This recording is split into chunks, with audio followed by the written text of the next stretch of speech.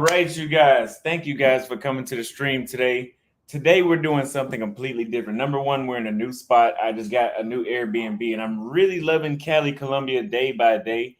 And I'm very, very much considering staying here an additional 3 weeks. I know I'm supposed to go to Cartagena, but I cannot seem to buy my plane ticket to Cartagena. No matter what, it's just like I cannot make my way around leaving this place.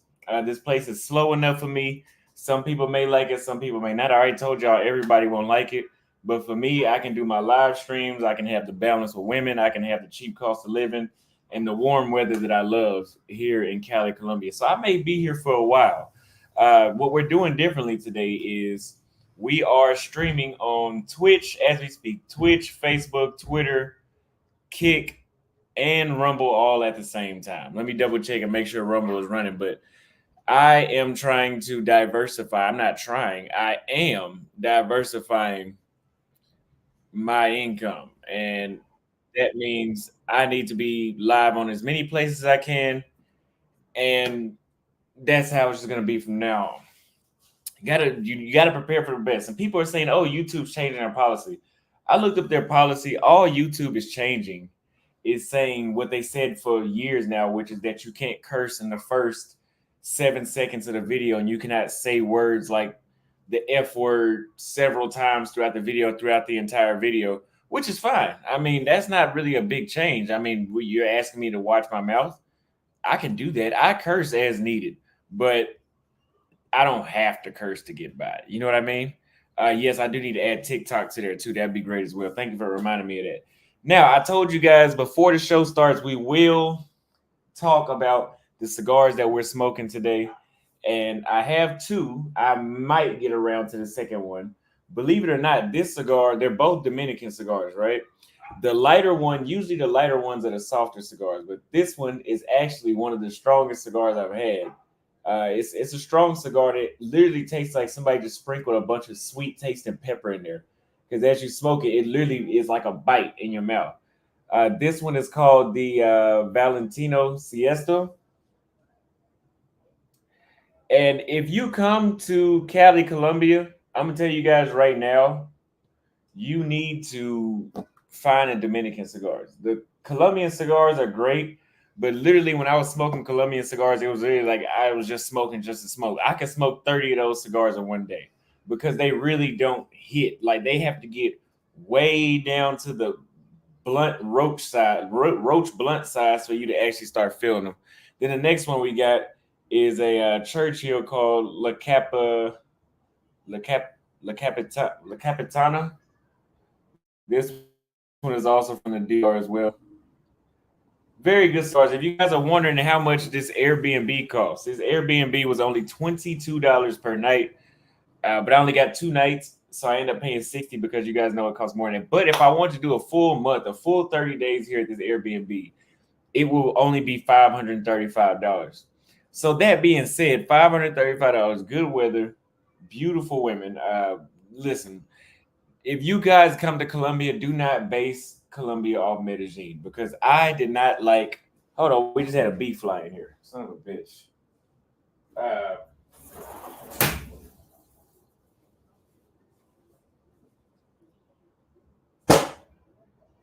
okay.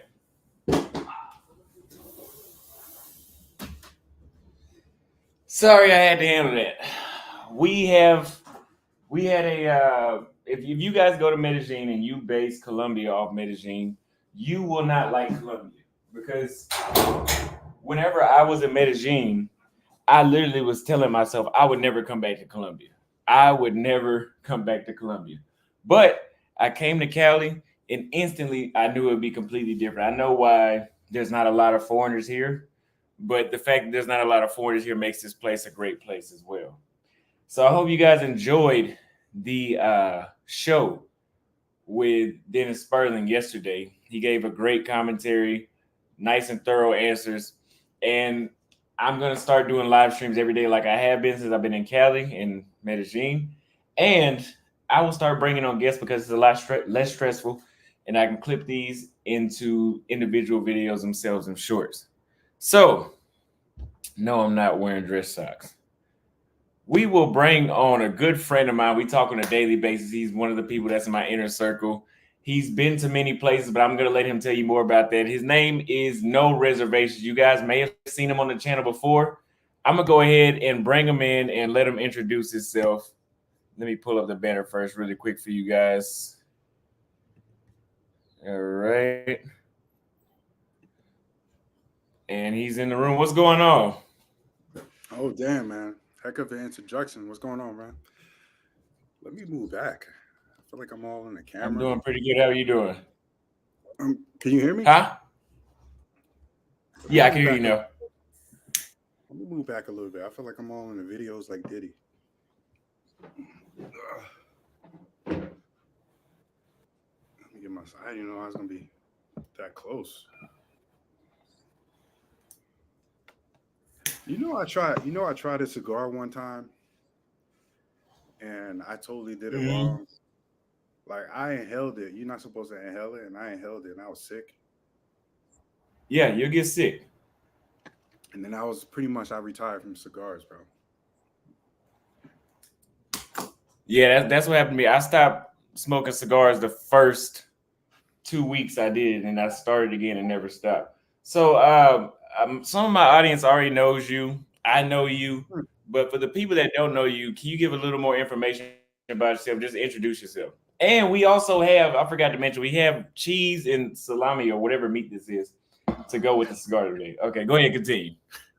Yeah. So all right. No reservations. My channel. Pretty much the idea of the channel is to talk with locals, break stereotypes on our end as well. Like as an American, um, we usually talk to. We'll have six girls on a panel, and they may be from Brazil, they may be from Colombia, they may be from Greece or wherever the case may be. Um, like for example, this week I wanted to talk to a couple Japanese girls, but I'm on a business trip right now, so that didn't work out.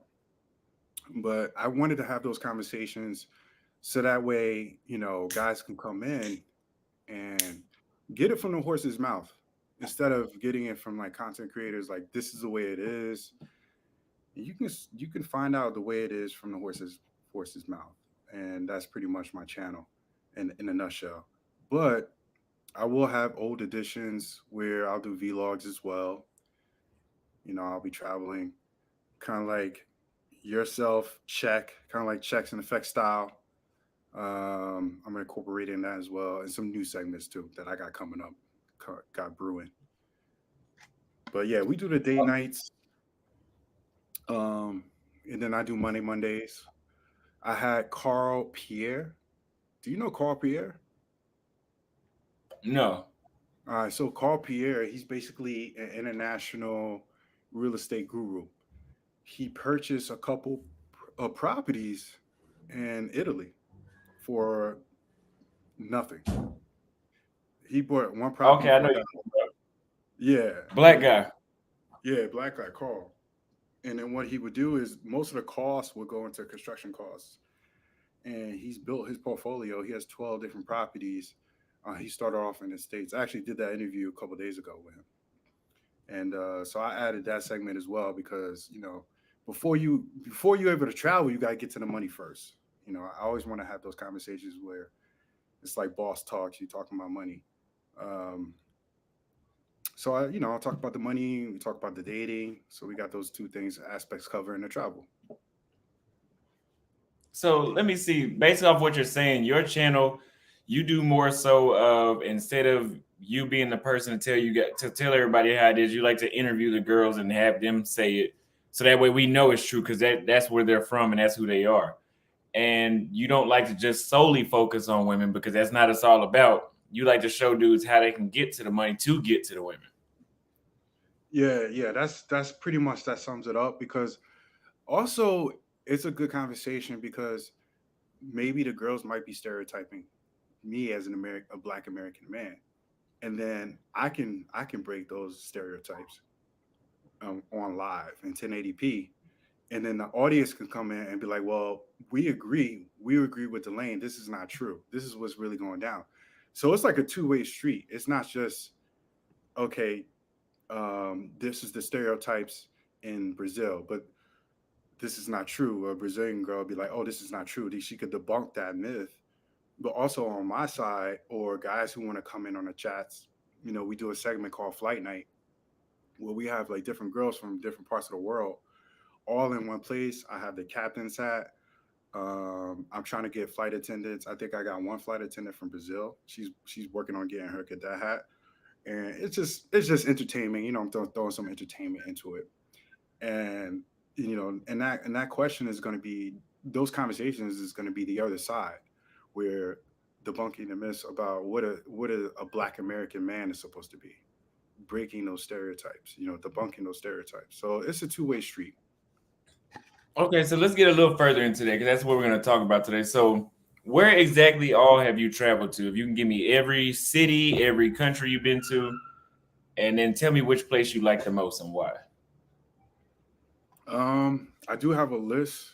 We were talking earlier, and off the head, this is what I have. I have Australia, Mexico, Greece, Germany, Spain, Belize, Brazil, Scandinavia. In Scandinavia, I have Norway, Sweden, Finland, Denmark, um,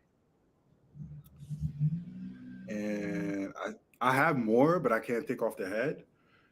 But I can speak about meeting girls in a different place that's from Ukraine, like meeting a Ukrainian girl in Mexico, or meeting a Russian girl in Mexico, or meeting a Colombian girl in Mexico. I So, can't are speak. they different when you meet them outside of their country? I don't know. I mean, I never been to Colombia, so I can't really say that. I can't say, oh, this is how a Colombian girl is versus a Colombian girl being outside. But am I different when I travel? I don't know. I guess sometimes we are. We're in a better mood. Our vibrations is different. You're in vacation mode, especially as a woman. It's kind of like one of those Vegas effects where what happens in Vegas stays in Vegas. You could just, no one will know. So she's gonna be her wildest self. But I do have some great experiences, and I do have some negative experiences. Um, but I just wanted to, off top, those are the places I just named. I could just think of because I've been traveling for 10 years. So So, which one of those places did you say was your favorite place? um, I'll name three, and it took me a while. But I traveled for 10 years, and it took me a while to get to the big three. And I think it's the big four right now, right? What is it? Brazil, Colombia, DR, and now we have Thailand that's in the mix.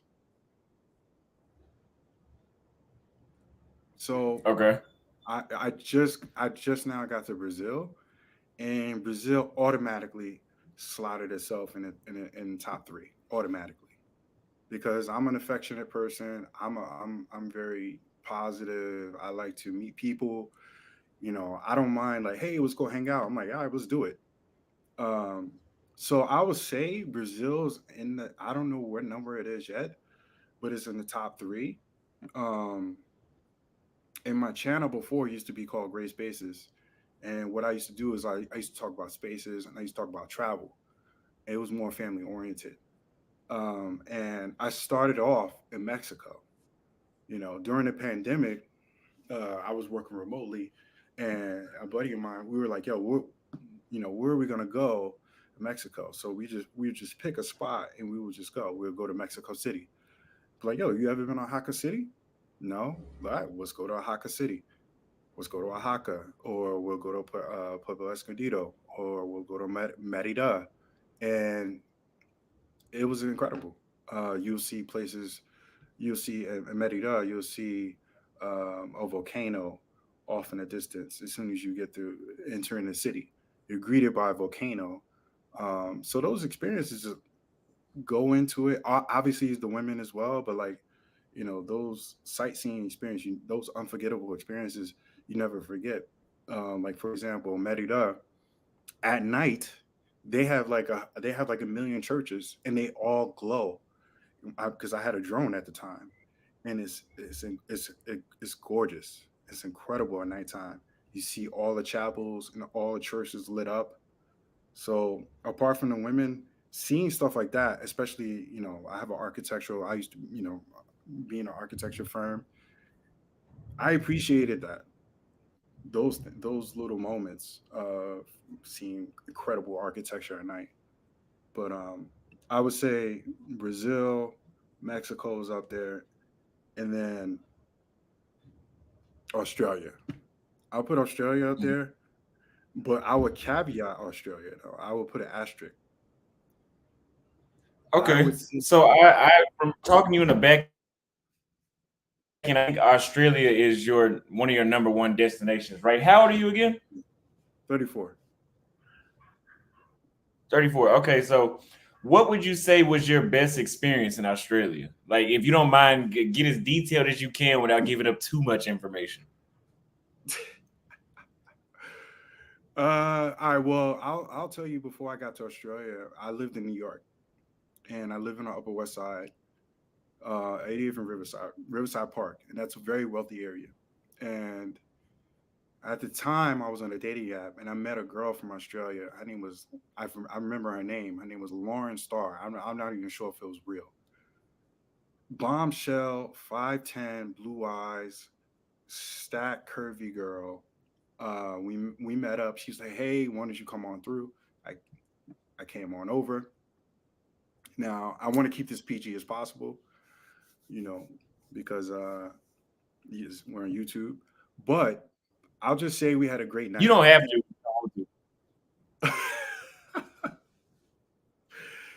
I'll just say we had a really good night. And in the beginning, we were talking, and she's like, "Yeah, I got a boyfriend."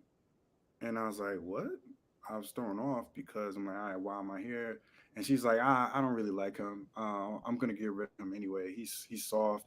Look at he writes poems to me." And I was like, it was red flags in my head when she showed me that stuff. I was like, okay, this don't seem right. Like, what if I was that guy?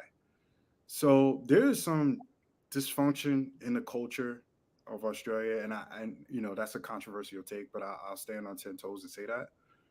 But she was really attracted to me, and I arrived at her place at 10 p.m. And once we started having sex, I'll say we had sex around 11.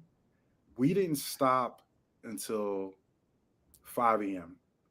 It was to the point where I had like this newfound stamina. I was like, yo, she's gonna keep going. I'm gonna keep going. I'm so attracted to her. I was telling her, I was like, listen, yo, we gotta stop. It's daylight out right now.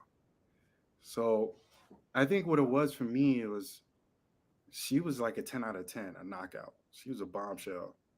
And she was giving me equal energy. So I wasn't used to that. Being in New York, I wasn't used to that. No like hidden agendas, no strings. You're a knockout and you come on over and we have a good time. I just wasn't used to that. And the so let me flow. sorry to cut you off. Can you yeah, I knew you were about to get into it right now. Can you elaborate on what the femininity was like from her? Like, if I want to date an Australian chick, what should I expect It depends, for it to man. go It depends. The thing about Australia is not, first of all, there's not a lot of brothers out there, right? like? So off rip, when you arrive, some may say is a fetish. I don't think it's a fetish, but it's a supply and demand situation. There's not a lot of supply out there, so it's high demand, right? Um, Her femininity was off the charts with me. Um, but I will say that I wouldn't go to Australia and be like, all right, I'm going to look for a wife Mm-hmm. because it's on balance of probabilities in general. You're not going to find a wife. You're going to find a fun time. Mm-hmm. Mm-hmm. But if you're a guy that's like, yo, I want a traditional woman, I wouldn't. You're going to do a lot of sifting Mm-hmm. because there's a very liberal society. The, the economy is boosting there. Um, the women are very gainfully employed. So when you got those elements in place, you got a lot of liberal, free thinking women, and you know how that goes. You know, feminism and all that. But um, and at the time, I didn't really feminism wasn't on my mind when I was out there. But I'll just say for a good time, um, Australia is it's up there.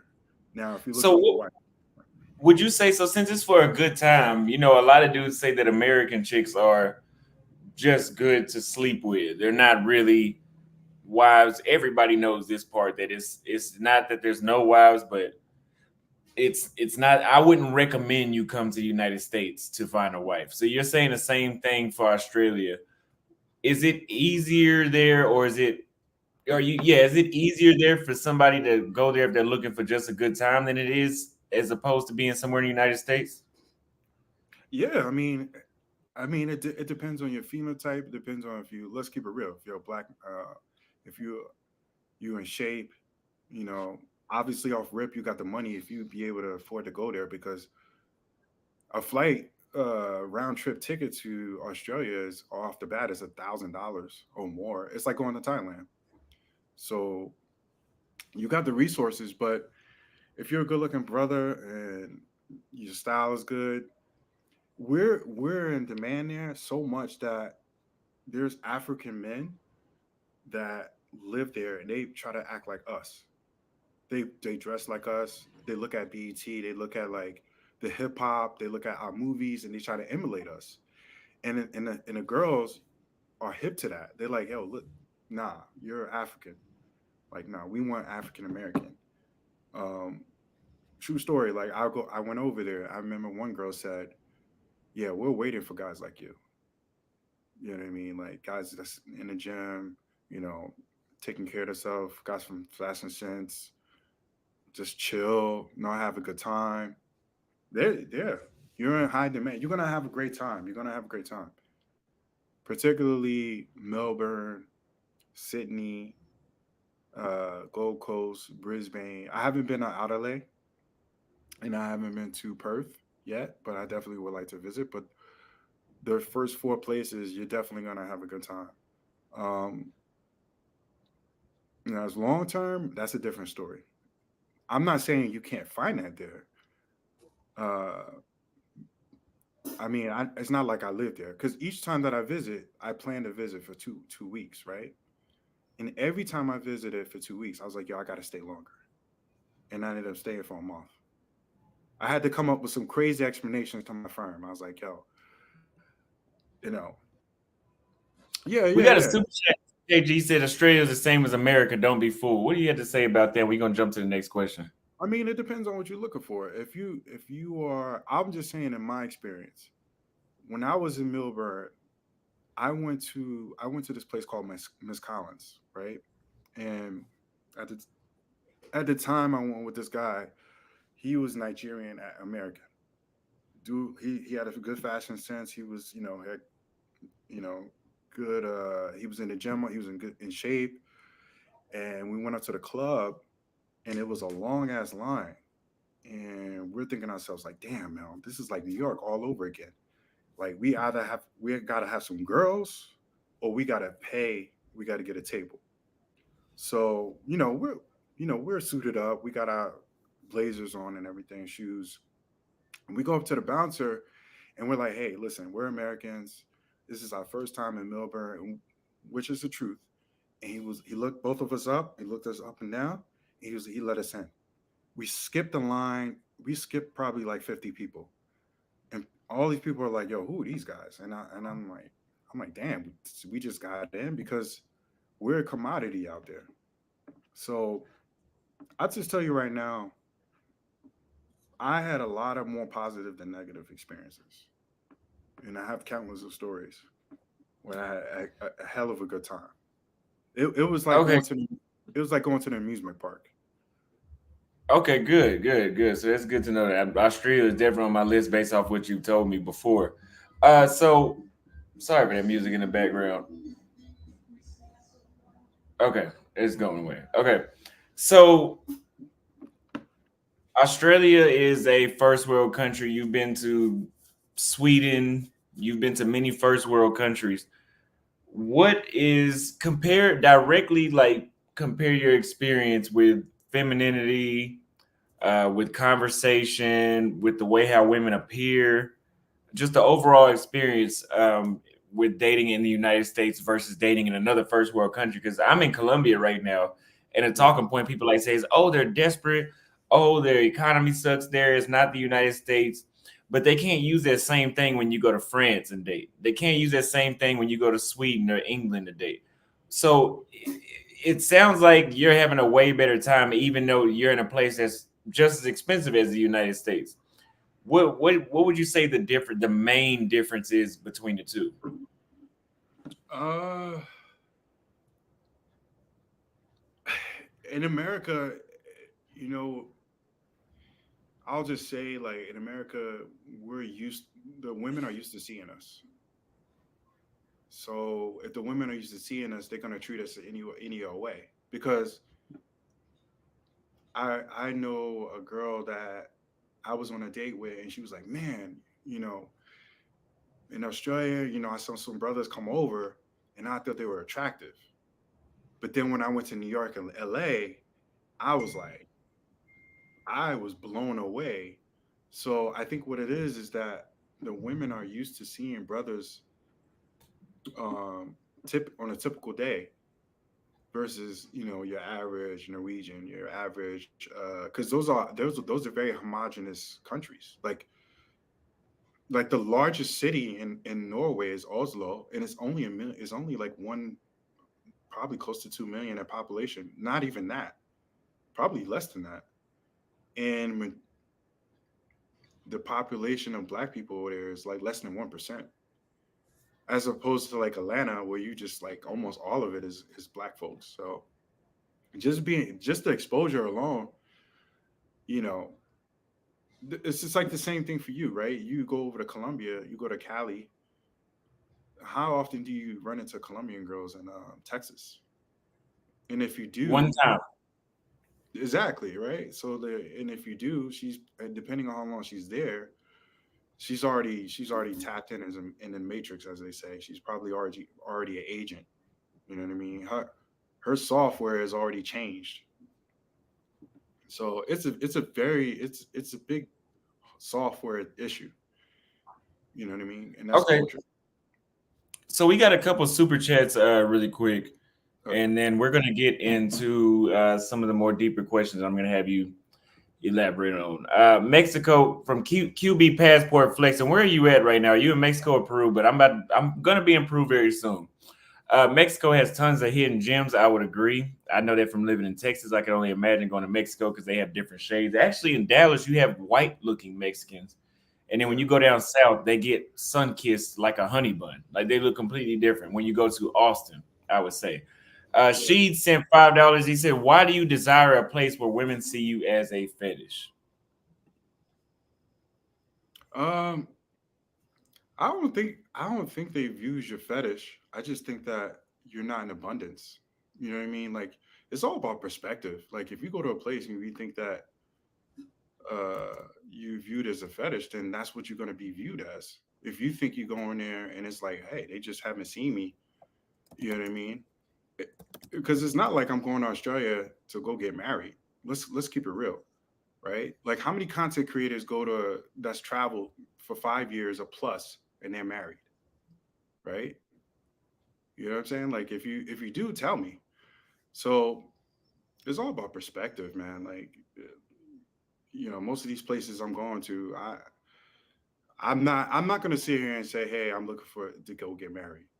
When I went to Australia, it was more of like coming from a perspective of like, yo, I've never been here before, right? And this is how they treat me, and it is what it is, right? Because You're not asking why. you can give which is that? I said, yeah, you're saying the same thing I say is you're not asking why. They say foreign Yeah, women treat us better because this. I'm not asking why. I just know the experience I'm getting. yeah, exactly. I mean, you can get fetishized in America. I mean, how many white girls that say, "Oh, I only date black guys"? You can't escape being fetishized because I would say one of the most fetishized people on the planet is the black man. And you could look at it as a good thing, you could look at it as a bad thing. Or you can change your perspective and just move how you want to move accordingly. That's why I say Okay. that. Uh, So the first question, we have some people saying that the word fetishize is being used wrong. yeah. Let me just Google the word fetish for everybody so we can clarify, because I've seen him leave this comment before. Okay. I think we all know what we mean when we say fetish, but let's see exactly what Yeah. he's saying. Yeah. So a sexual fetish, because there's actually two. There's fetish and then there's sexual fetish. A sexual fetishism is recurrent, intense, and sexually arousing fantasies, sexual urges, or behaviors involving the use of non-living objects such as female undergarments or non-sexual body parts. So that's one by a psychiatry school. Now, the first part of that definition I could agree with how we use it. The second part I never thought about, I guess them using toys. But I guess at the same time, if they go get a dildo that's 12 inches and black, that could be a fetish towards black men. You know what I mean? So in their mind, that's probably what they think. The other definition is a form of sexual desire in which gratification is strongly linked to a particular object or activity or a part of the body other than the sexual organs. Now Right. that I don't use fetish in that way. But Yeah. for most people, when we say fetish, we're just talking about she's not really into you because she's into you. She just wants to try you. When I've been in other countries, like in the southern part of South America, Chile, Uruguay, Paraguay, Argentina, where there's a very low black population, I've had chicks that I've talked to for weeks. And when I first met them, they was like, I just want to try you out. I just want to try you out. And it's like, that's Yeah. fine. I'm traveling. I'm not looking to get married right now anyway, like you said. Right. But Right. I do know that that is just like I would never be able to fully take her, even if I got her pregnant. It Yeah. would be like, how is this really going to go? Because some dudes say in Germany, oh, the women want to have my baby, but there's a trend of women that Hmm. want to have black babies, which also sounds like a fetish, Right. in the way that we're using. So I let's go to the I first question. Go ahead. Go ahead. I can also say in response to that, you know, when you go into these places like Australia, Norway, and all, where it's very homogenous, they do have black women there too. Mm-hmm. So Mm-hmm. it's not a fetish for them. When I was in Australia and I was linking up with black models, it wasn't a fetish for them. So it's not just only, you know what I mean? Like it's not just like, oh, you go to Australia, you're just gonna run into all white Australian women. There's a different mix. There's a mixed bag. There's a melting pot out there. So it's just not all. I never really had that perspective. You know what I mean? Like I would run into African Swedes or African Australian girl, a Ghanaian model. It wasn't a fetish for her. So it's all about perspective. Exactly. Exactly. So I'm gonna go to a couple super chats, then we're gonna go to the questions. Yeah. Austin, try Estonia. I was in my sailor uniform, and the women chased me and called me beautiful. I actually did some research on Estonia. That was one of the first countries I was gonna go to because I was looking at the Airbnbs and stuff and hotels out there, and they were like $30-50 a night. And this is Yeah. before I knew that. I didn't believe in the whole currency conversion thing. I was like, there's no fucking way that there's an Airbnb for $30 a night. It must be a shithole. Now that I've been traveling, I do know that that is true. But there's a 1% black population when I checked last. And there's some towns where they've glorified black men for being the only black guy in Estonia. Only reason it's not too appealing to me is because it's Europe and it's far north.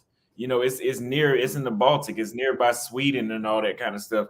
So it gets cold as fuck there. And Yeah. you know me, I say I don't think black people are made for cold weather, and I know I sure wasn't. So and that's from travel with author EJ Wade. Thank you for the $5 super chat. And honestly, if I'm running through, if well, I'm not gonna say running through. If I'm getting a bunch of women that want to fetishize or sleep with me, I'll go deal with the cold. But in the meantime, we'll stay where it's hot. Noble Joshua says Australian and British is one of the best places to go, but they're not that much more feminine than American women. They're also pretty fat too. Just saying. Yeah, I mean, what is it? The obesity rate in the states, like 7 out of 10 girls. Australia, I'll just say right now, they got some fit girls, Mm-hmm, and mm-hmm. I'll tell you right now, I got some receipts. The girls I was seeing, they were fit. It's a fit culture. It's like Rio because it's the beach. It's right. Every Melbourne is the beach. Sydney is the beach. Brisbane is not the beach, but they got man-made beaches. Perth is a beach. Adelaide is a beach. All the outskirts of all Australia is a beach. So it's a big fitness culture. So the girls that's fat, nobody's looking for them anyway because there's so many girls that's fit. Trust me, I know. I've been there 4 times. So let me go to the next super chat and we'll get into the real questions. Gavin Turner says shameless promotion for travel guides, merch, and more. Visit theaustinholloman.com. Subscribe to no reservations for flight night and your chance to shoot your shot at foreign baddies. I don't know if you guys remember, but right before my Chile trip, maybe a week or 2 or 3 weeks before my Chile trip, he put me on the panel with a chick from Chile that I dropped the ball on because she was ready for me to come to that side of the country in San Pedro, but Chile was so expensive at the time. I was like, I would love to see her and actually shoot my shot in person a second time because she was Mm. into me. She tried to.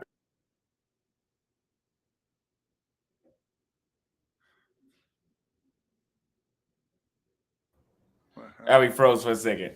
She Oh, was okay. into me. She tried to pretend like she wasn't, but Oh, I yeah, know what you're it talking was okay. Put a about. I one know in the what chat if you can still see. Is it just okay? He's back. But you. yeah, Yeah, it was I was. he does his job with that. He works very hard to get all those women on the show. Yeah, I was trying to throw the alley oop to you. I don't know if you was noticing. I was like, yeah, I was trying to like be wingman and try to nudge that. But yo, shout out to JT. Yo, tomorrow we're gonna be doing some content where I'm at. We're gonna link up Yeah, tomorrow, shout man. out to him. But yeah, I do flight So nights. I do flight nights and go ahead. that's GT's idea, man. He's an idea man. I get girls from different places, and then the guys can come on and chat with the girls and shoot their shot. I try to get the bet. I try my best to get the baddies, but you know how that is, man. People flake and stuff. So if you see 6 girls on a panel, that means I talked to probably 25, 30 girls. You know what I'm saying? Yes. So the first question that I have on this list, I have two lists of questions. Okay. Based on your extensive experience dating in multiple countries, have you observed a particular trend or preference among women for dating American men? And how do you say, well, let's start with that. And then I'll follow Yeah. back with the second question. Have you noticed a particular trend or that they actually prefer? Yeah. Like how you said some white girls say, oh, I only date black guys. Have you ever ran into some what we would call gringo hunters that's like, no, I only deal with foreigners? I would say they like American guys, and it's not for the reasons most people would think. When you're dealing with these different, I don't like this. I don't like to use the term third world countries or second, but it is what it is, right? There's second and third world countries, but I think women at their core, they're always using a hypergamy, whether it's America, Colombia, Brazil, Thailand, and you are sought after as a better option because you have the most resources. I mean, America's done a really good job as promoting itself as a place where cats that come there, they're reigning with all this money, all this cash, all these resources. Because when you travel, oh, you're American, the girls light up. They just think that you got money, right? And I would say it's a resource. It's a resource thing before anything else. Before it's a black thing. Before it's a phenotype thing. They look at you as soon as you say America. The reason why their eyes light up is because if you look at the media, if you look at our movies, the way we're portrayed, we're the best. We always win. We have our capitalism. It's all of our resources. And that hypergamy kicks in no matter where you go. And that's why their eyes light up first when you say American. So So that what's that up? was part of the one. That was part of one question that media may sway their preference as well. So what about culture and stereotypes? What, like, do you think that they have certain stereotypes about us and our culture that you know?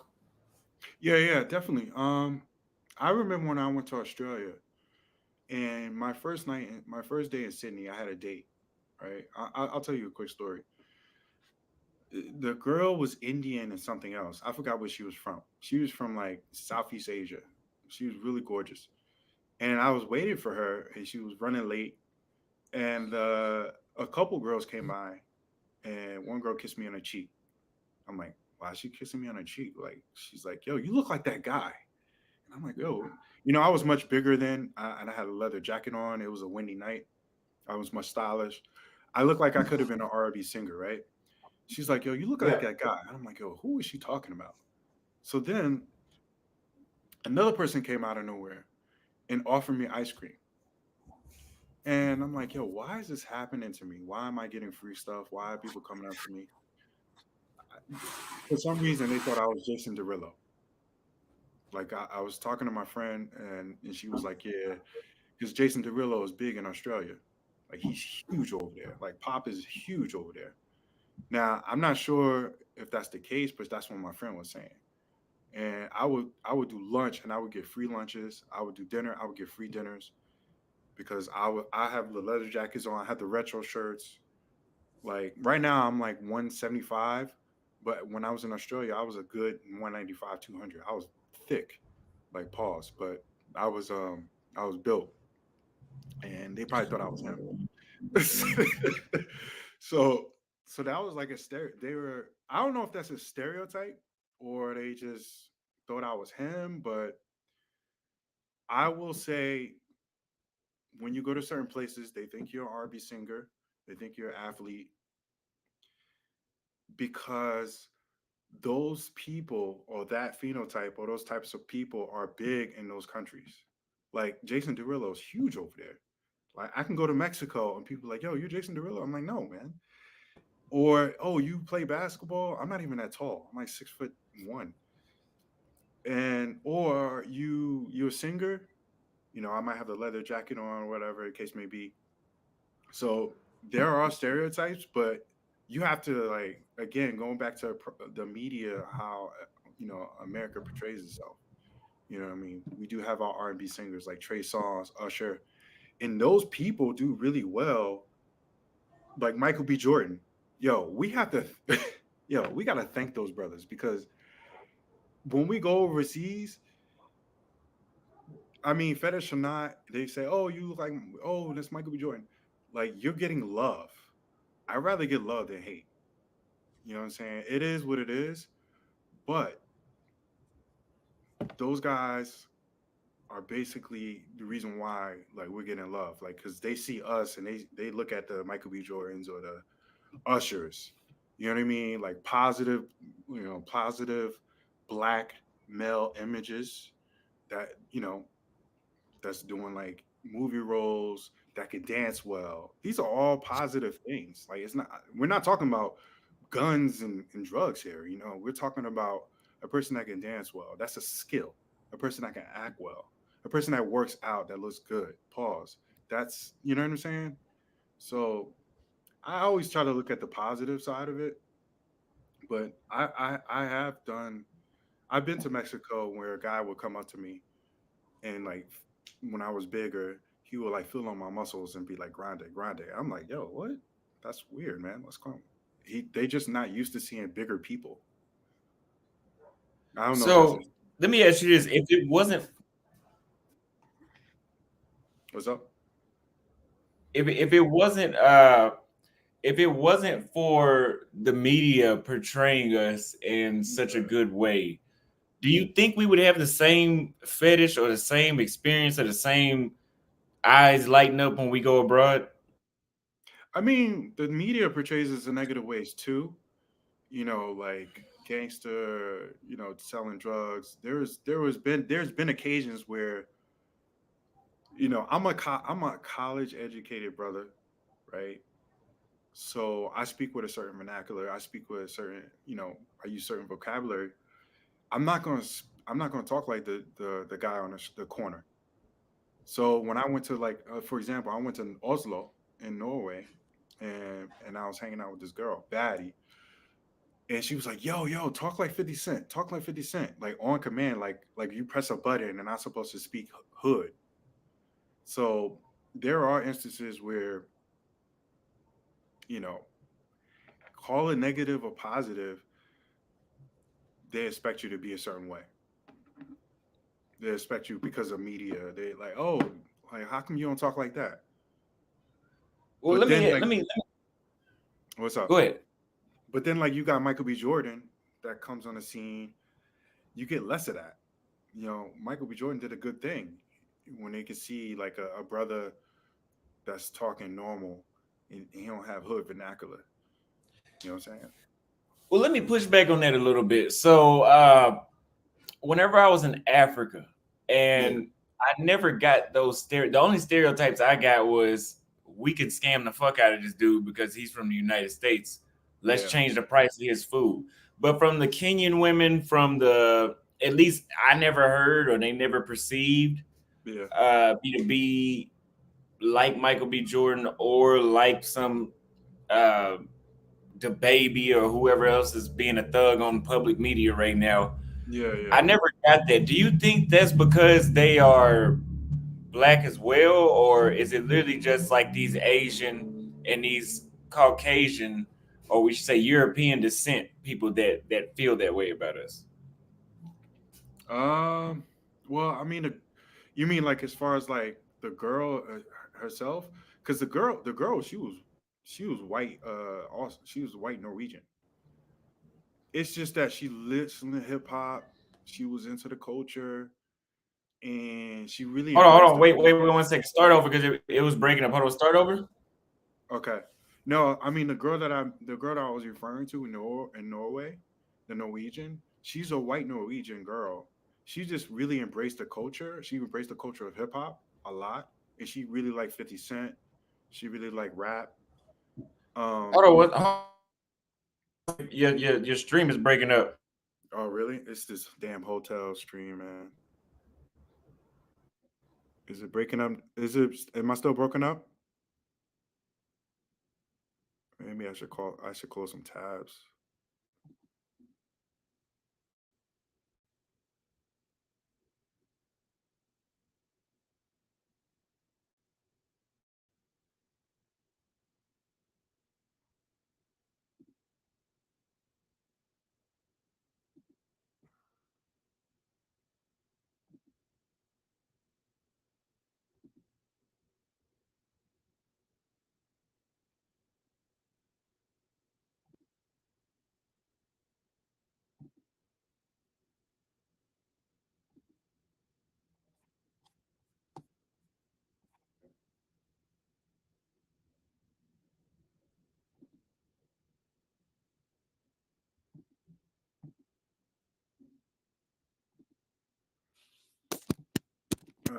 I gotta delete some stuff on my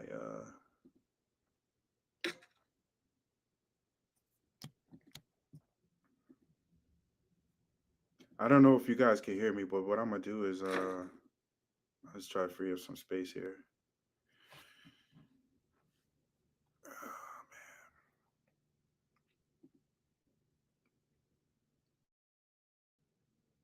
Hey, guys, throw one in the chats if you can see me and hear me.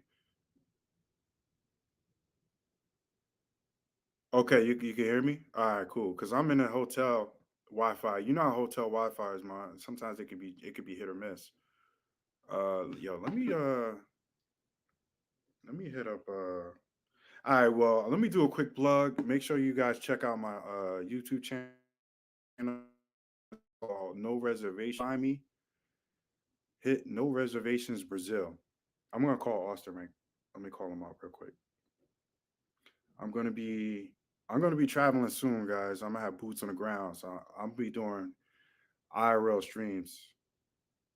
Hold on, let me call Austin.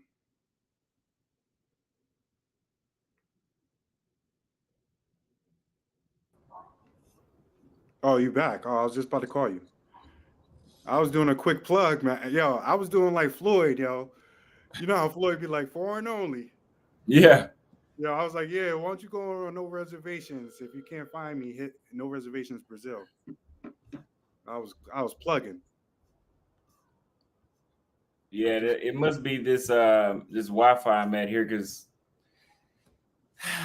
I don't know, man. This is some bullshit Wi-Fi. I guess I have. Yeah. So I couldn't hear really anything you were saying because it was breaking Oh, up. So really? I was asking you, like, why do I get that? Why do I not get any of those kind of fetishes, or you look like this, or we expect you to be like that? Why did you say that? Why do you think that? Is it just the Asians or the European descent people that look like that, or is it I just didn't notice it in Africa? Um, I was saying before. Yeah, hold on a second, because I gotta close these. I got too many tabs open. I gotta close these tabs. I got like a million tabs open, bro. So I was yeah, I was talking to this white Norwegian girl in Oslo, and she said that she's just a big fan of rap, right? So she dove so deep into the culture of rap. She was like, "Oh, 50 Cent this, 50 Cent that." So I don't think she was fetishizing or stereotyping. I just think that she just embraced the culture. Um, but to be fair, I on my last trips, like even Brazil, I didn't feel like I don't think I was being fetishized or stereotyped. You know what I mean? And that's Brazil. So that's different. But I did do a few podcasts with some girls from Kenya. Oh wait, is he frozen again? Oh wait, I think Austin's froze. All right, so I got to do my Floyd thing, guys. So make sure you check out No Reservations, and if you can't find me, type in No Reservations Brazil, because Floyd does a great job of marketing, and I'm taking cues from that brother. But let me call Austin again.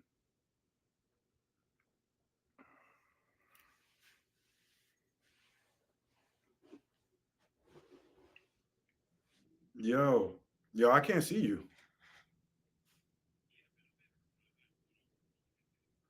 Yeah, I'll wait. I'll wait for you. Yeah. All right. Oh, you back? Okay.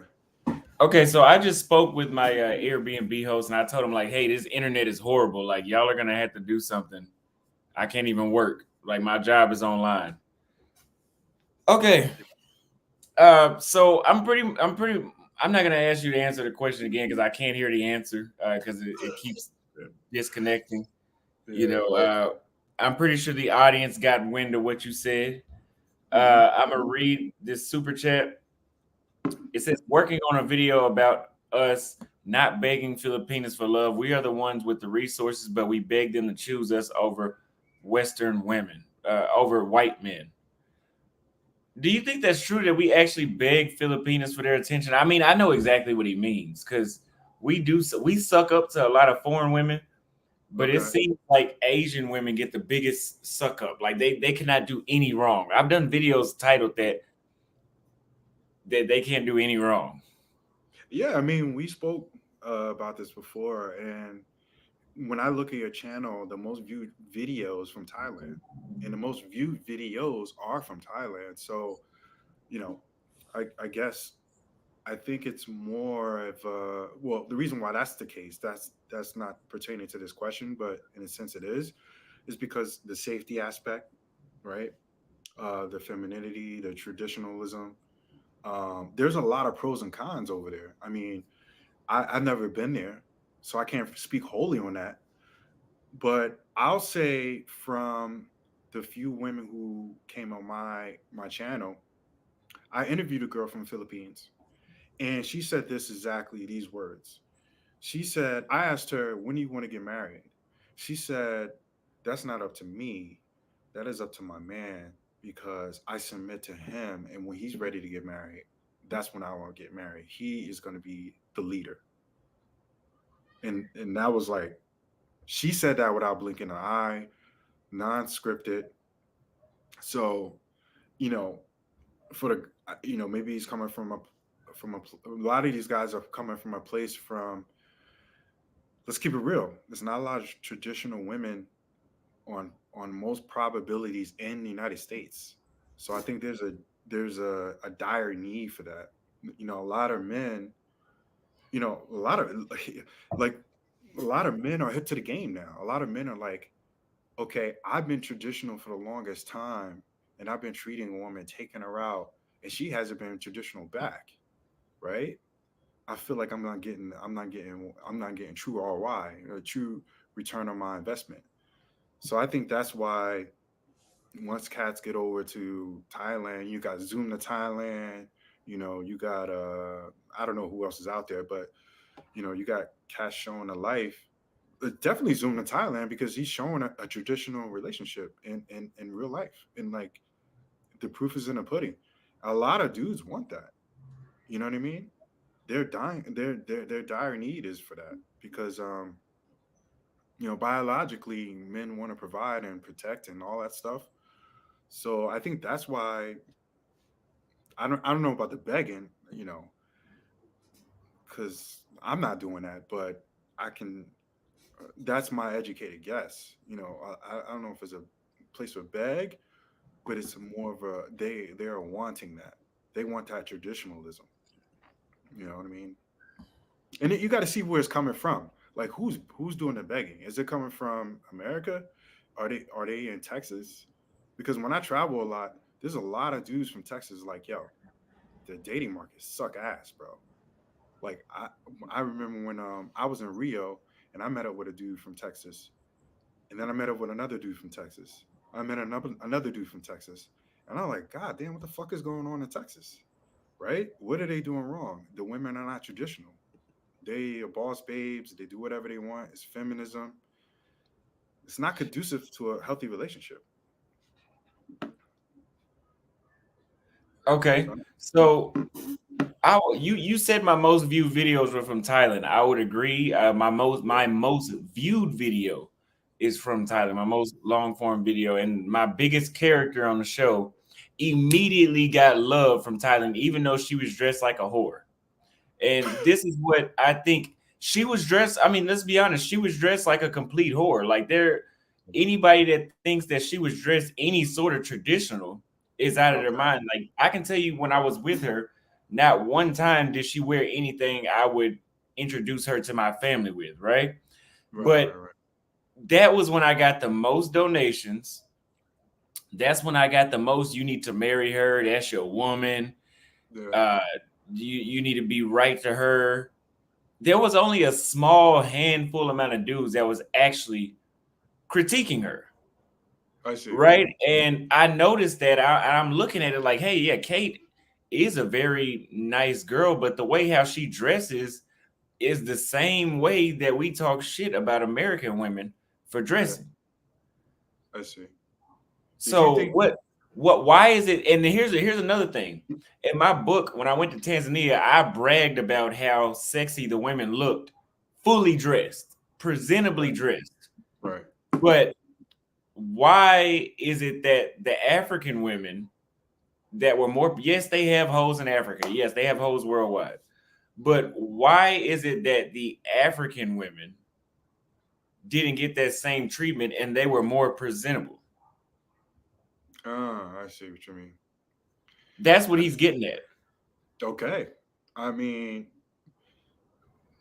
well, I haven't been to either of those places, but I'm gonna go based off. I'll make an educated guess based off like seeing content. Um, I'll just say on a balance of probabilities, when I look at people's content in Thailand, they do get a bang for their buck. They do get what they pay for. Meaning, like, I'm not talking about pay for play. I'm talking about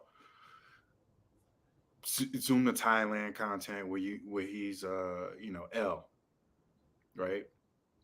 What was another guy out there? You get most often than not, you get more examples of it works versus it doesn't work. Um, and I known you for a while, and I know how you are, and like Kate was just a character, right? She's a character in your show, and I know you're not really taking that seriously. You know what I mean? It's all about the content. So, because when I watched that video and you guys were going back and forth, I'm like, oh, she's just a character, right? He's not taking her seriously. Uh, I would just say when you want to generalize, right? Because it's all about generalize. I would say, well, let me ask you: are most women like Kate in Thailand? I'm gonna say this: most women that the men that watch this channel, the majority of them that these men will interact with will be similar to Kate. Why is it that Pattaya is the ex-tourism capital of the world, Yeah. but that's where we all flood? Okay. Nobody's flooding the provinces where you can actually find the real Thai women Right. Right. that may or may not, but most likely that will not Yeah. be selling themselves on the side. But we would rather go to the place where this is the vacation. Like, look at it. Medellin, Sosua, and Pattaya. Yeah. In my opinion, the three biggest sex tourism destinations in the world, Yeah. that's where we flood. Right.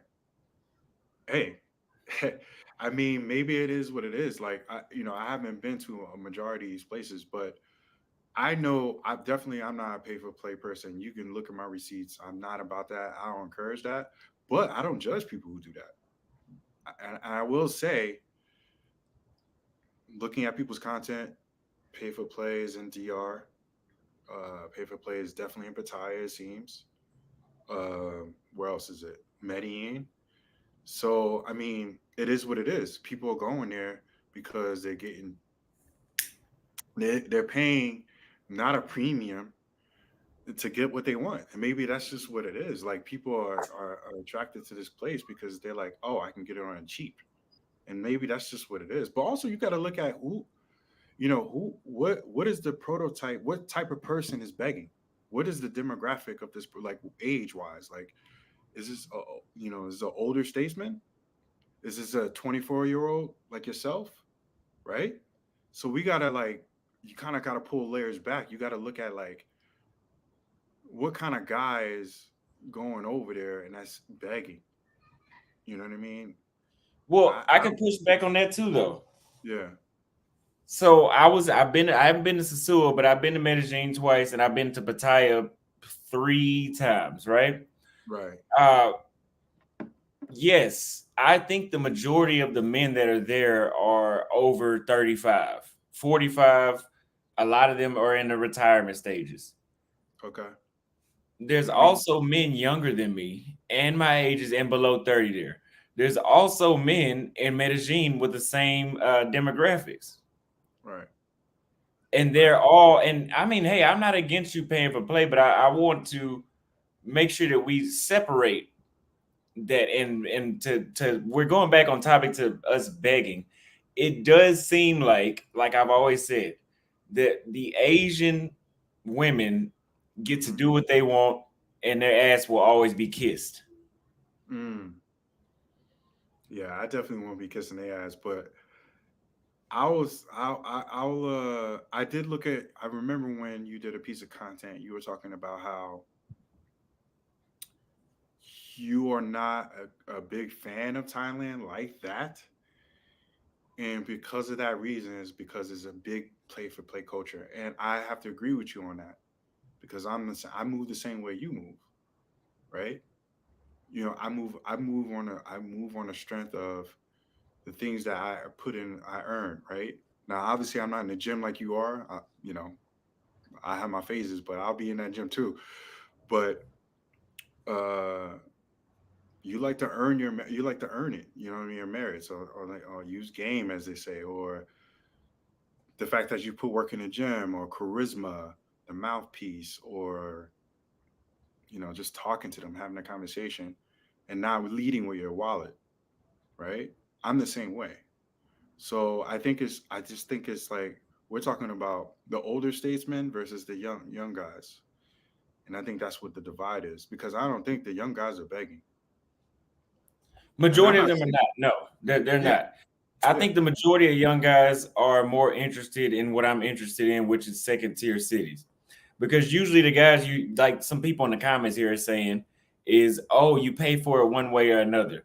Listen, if I marry a working girl and she decides she's gonna fuck me over in some type of way in her country, does that sound better than a regular chick fucking you over? I mean, would you're getting fucked over by a chick that got fucked 2,000 times by 2,000 different tourists? I will say, I remember we talked about this. We talked about how I was like, yeah, I wanted to make a post on my Instagram, and you was like, oh, that's gonna attract gold diggers. And I will say that at the end of the day, every single woman is a gold digger in a sense. They just better at hiding it, like hiding the fact that they are, because the hypergamy, right? But I lost my train of thought. But I'll just say that like every woman on this planet, they want resources, no matter what. Because don't know woman want to carry nine baby for 9 months and the dude is broke. You know what I mean? But I agree with you. That's the thing, and I agree with you on that. Because Um, here to go on that a little more. Sorry to cut you off. yeah, go ahead. If you're going to, because people are saying you pay one way or another. Okay, if I Okay, decide yeah. to take a prostitute on a date, I have to rent her and Hmm. I have to pay for the date. Yeah, the Not thing to is, mention, she was rented yeah, earlier today. She was yeah, rented yesterday. yeah, She's standing outside kissing every guy that walks by. yeah, We man. can say, oh, all women are prostitutes, all women this, all women that. Oh, But I'm not saying that. I'm not saying is every 22-year-old college girl fucking every dude? no. But I can tell you the working girls,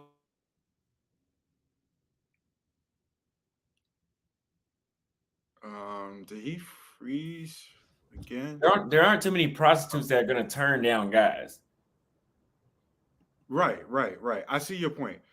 I the thing there's a lot of things that there's a lot of can of worms that when you're dealing with a pro, right?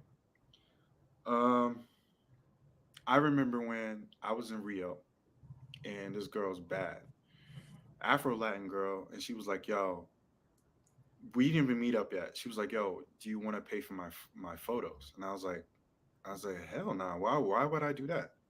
And she's like, "Oh, I'm just kidding. I'm just kidding. I'm just kidding." And we went out to dinner, and I wanted to see a new place, and we ended up hooking up. We ended up having a good time. And then it was like, oh, like why did she ask me that? Like how many dudes she asking? Like anyway, I would just say the mindset of a pro, just off a rip, her whole mindset is crazy. Like her whole mindset is she's coming from a place of super, super, uber survival. We're not even talking about hypergamy anymore. We're just talking about I'm just trying to survive. So that means that she gonna hang out with Austin, and then one day, let's say you like, yo, I got this brand new laptop. I just bought it for like 3 G's, right? I'm so excited about it. I could do my lives on it. It's like cutting edge. I got 5K. She's gonna be licking her chops. She's gonna, I'm gonna find a way to get this laptop so I can like turn it in and get some cash. That is the mindset of a pro. She's just trying to survive, and she will step and eat you at any moment, any second to do what she got to do to survive.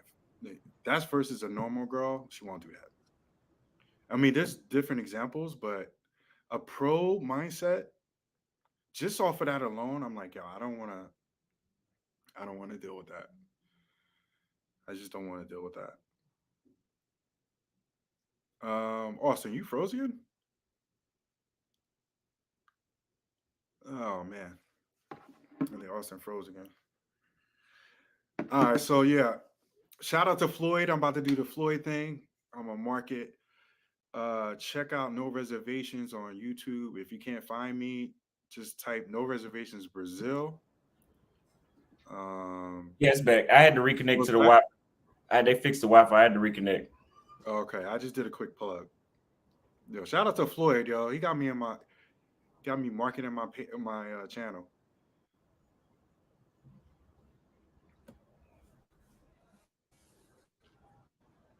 I don't know what part you heard, but No, I was listening.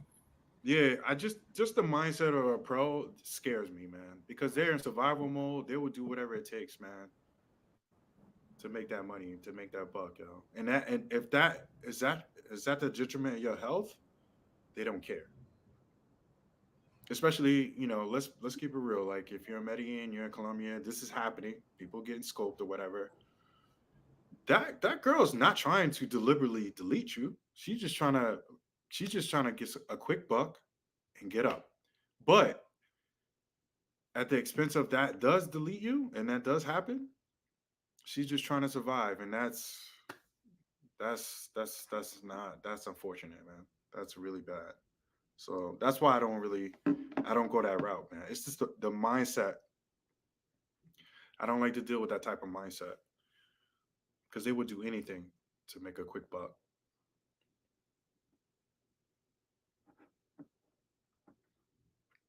No, I Yes, can't hear you. absolutely. So, Noble Oh, okay. Joshua said, "Is media influence K-pop making Asian bros win?"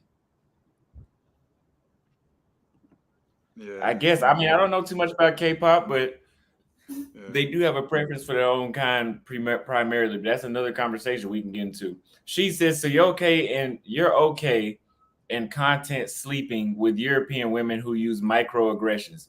You have no problem with women who say you don't sound like you're black. It's all about getting laid, no integrity." What do you have to say to that? Um, what is black? I mean, to speak educated is not. There is no race on that. That's that's what I have to say to that. To speak a certain way is not black. I said, notice I didn't say speak black. I said be hood versus a person that's has a certain image. You know what I mean? I mean that's a telling comment in itself. Like there's no such thing. I don't believe in speaking black. You either speak a certain way. I don't put a race on it. TLO Passport Bro says the reason is because so many dudes in the States are sex deprived, so they go to somewhere where they're guaranteed a lot of action. But let me tell you something. Like he and I have both preached to you for Yeah, years at this point. yeah, Haircut, gym, hygiene, charisma, you're guaranteed action in a lot of places. yeah. You don't have to pay if you self improve. Now, again, that sounds like a dating coach talking point. The thing is, in the States, it Mm-hmm. never seems like it's enough. But I'm telling you, in these other places that we promote, you go like people like to go to Medellin just to pay for play. Mm-hmm. Before that, and you even heard Jason say this, and he's a white guy. But we want to get into that conversation. Yeah. Before that was even the thing like that, I'm pretty sure if you were on top of your point, if you were on point, you Mm-hmm. wouldn't have to resort to that. That's why I'm not there because I know I Yeah. don't have to pay. Yeah, that's true. I mean, like someone said, you got to pay for it, whether you like it or not. Yes, that's true. You either get in the gym, get your fashion up, get your game up, get your awareness up, know how to talk to a woman, or pay for it. Like the guy said, you're gonna have to pay for it another way. Either way you look at it, how you cut the slice. But I do understand that there is a lot of men in the West because when I remember I had two girls from OnlyFans. Now granted, the girls that I bring on, they're normal. That's two OnlyFans girls out of I've done 28 date night shows, and sometimes it's like six girls. So it's 28 times six. There was only two OnlyFans girls, right? And I asked them, and they're both from Brazil. And I asked them, yo, where are your customers coming from? Like, where are you making this money from? Because I can't see a Brazilian dude paying for this. Like, I don't see a Brazilian dude that has money to set aside to see a girl, especially if you're in Rio, because you could just go to the beach and like see all the beautiful women. And they were like, yeah, American guys. And I do fathom with the American guy that's like, they struggling and like that's where most of the clients are coming from, United States. I do get it. I do get it. I do get why people like, men struggling. They're like, you know what? Let me just go to Medi. Let me pay my little. You can tell I don't know how much it is because I'm about to say a ludicrous price. Let me go. Let me pay my like $20 for like 2 hours, right? And let me get my thing off. So I get it. we had another we had another spiritual talks podcast. He leaves a comment. Why are we making it sound like regular girls are princesses? Come on. We're not saying that. You can see based off of my channel because I don't pay for play. But the stories that I've given, the women that I've had on my channel, you guys have seen me expose regular foreign women to be like, hey, this westernized stuff is creeping over. But there's a thin line between a regular girl and a working girl. There's a thin line between a slut and a woman, like you said, that's in survival mode, that's gonna slut. She could be living with you and she doesn't need any money, but it's in her blood to go get fucked for money. We've heard about it. Women that are married to these passport bros, they leave, go somewhere for a week. Granted, a regular chick could fuck behind your back in a week, but these chicks won't just fuck behind your back. They'll get paid because that's how they are wired. That's who they are. So they're not the same thing. Everybody has their pros and cons, but honestly, I'd rather deal with a chick that I have a regular chick that I have more of a chance knowing that she's not. This is a dead conversation. Let's go to the next question Yeah. because that's an endless Okay. conversation. Because if you want to trick, trick until you run out of money, because that's what y'all do anyway. Can you share Yeah. some of your memorable experiences where being American significantly influenced your dating interactions abroad? I live in New York. It's a melting pot. You get off an influx of women. People are enamored with New York City. A lot of our pairs go there. They take care of the family's kids. They find a way to stay in New York. Um, I remember when I went to a club called Home in New York. 'Cause I don't know if it's there anymore. And I saw a guy, an Indian dude. He was surrounded by a whole bunch of Swedish girls, and I was like, "Yo, who is this guy?" Like, he's just surrounded by baddies everywhere. I'm like, "Yo, tall, blonde, blue-eyed girls." And I went up to him and I was like, "Yo, what's up, man?" He handed me a drink. I had a drink or whatever. He was cool. He was like smooth as ice. And he was like, "Yeah, when you talk to the girls, yo, don't be thirsty." Like that's what he told me. He's like, you could be in my crew. Like you come with me every weekend. Cause like, remember when I told you in the beginning, before the show, the girls in New York, they ask you like three questions, like, what do you do? Where do you live? And that's pretty much it. So he did the same thing. And what I did was I started hanging out with him, and I was like, yo, I have to go to the source. I have to go to the source and see how these people are because they're very festive. They're party like. And when I went to Sweden, I had that New York mentality, right? I had the New York mentality where, like, when I go up to a girl, I'm aggressive. I'm like asking her questions and this and that.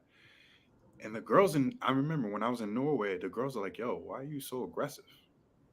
And I was like, "Yo," it was like a revelation. I was like, "Yo, let me just sit back." So I started sitting back, and then once I started going out, the girls are coming up to me. I don't know if I'm answering your question. What was your? Well, What was the original question? So the original question was, can you share some memorable experiences where being American significantly influenced your dating interactions? Like we were saying, the girls light up when they see you. Oh, he's American. Can you give me another Yeah. story? Oh, okay. All right. Well, when I was in Sweden, the girls thought I was from London. The London guys are really getting they get a great rap in Brazil, Scandinavia because of the accents or whatever the case may be, their economic status. They have this media portrayal of like it's their class. They're classicists. They're not like us. We're more on a race. Um, so I remember when I was in Sweden and Stockholm, and there's this place called Hundhuset. That means horny house in Swedish, in English terms. It's not what you think. It's just a normal club, and they had hip hop there, and they played top 40. And I went there with a brother of mine. He was Nigerian American. It was me, him, and these two blonde girls, these two blonde chicks. We walked up in there, and no lie, it was about seven girls that came up to me, seven girls that came to him, and it was girls waiting to talk to me, girls waiting to talk to him, and they were like, "Yo," the first thing they said was like, "Oh, you from London? You from London?" I'm like, "Nah, nah." Nah, I said I'm from Jersey, but I said I'm from New York because I know that most people like Jersey. Where is that? Um, so I would just say that I was leading with, "Oh, I'm New York." I was proud. You know what I mean? Like I was proud to say, at the time we had a different president. Um, I'm not going to get political, but I led with, "Oh, I'm from New York," because that's what I thought that would help me. But they thought I was from London. But then when they heard my accent, they still was like, oh, they still were interested. I think it's just a thing of difference because culturally in Sweden, if we talking about Sweden in particular, their men are very, I'm gonna go and say it. I don't know if you have a Swedish audience, but a lot of the Swedish women say the men are passive. They have to go up to the men, right, and ask them out. If you go out with a Swedish girl, she would take you out. She'd be like, no, no, no, no, no, let me pay for the date. And I know in the States, if the girl says that, that means she's not interested. But if in Sweden, if the girl pays for the date, she really wants to pay for the date and she's interested. So, I did lead with the New York thing, and then I kind of eased off of it because it was like I am different. Without what let's scrape the American thing. Like I'm already I can go up to a woman and cold approach, right? Most guys in that city can't do that, and if they do, they're already drunk, right? I've seen it firsthand. I'm like, yo, why did I do come up to you and he's so drunk? She's like, yeah, because that's the only way they can do it. They can't do it when they're sober. And I'm like, damn, really? I'm like, you're just a woman, like you're a human being, like me. Like it's not a big deal. And they said, hey, this is the way it is. They're afraid to like come up to a woman. They have to have alcohol in them and get that liquid courage. And that's a cultural thing, right? So I was leading with my American thing, but I realized I didn't need that, right? Inherently, just being aggressive, and then I was pulling that back and just being charming and just like, hey, how are you? What's your name? Blah blah blah. So in the beginning, I was leading with the American stuff, but I eased off of it because I realized like, yo, no matter what, I'm different from all these guys in this club, right? I bring something different to the table culturally, my mindset, the way I carry myself, and yeah, that's an American. That's because I'm a byproduct of America. But I just stopped saying the whole American thing. If they ask me, yeah, sure, why not? Okay. So another question I have, and if you guys have a question, donate a super chat or hit the cash app. We're only going to answer questions if you guys donate because I have plenty of questions I want to ask them. But if you have a specific question, make sure you make it seen and hit the cash app at $Austin Holloman. or PayPal, AustinHolloman at Gmail, or a super chat.